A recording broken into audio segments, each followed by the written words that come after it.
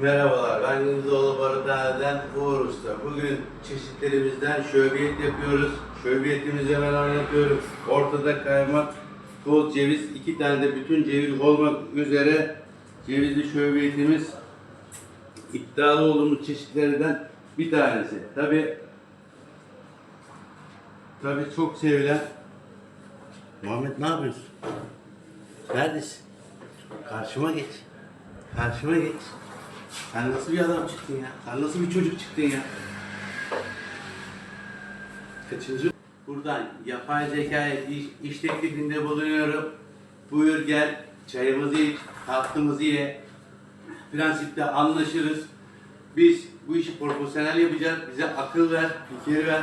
Yanımızda dur. Bizi eğit. Buradan sana sesleniyorum. En kısa zamanda senden dönüş bekliyorum. Gündoğdu Baruthane'ye teşekkürler ediyorum. Tabii efendim.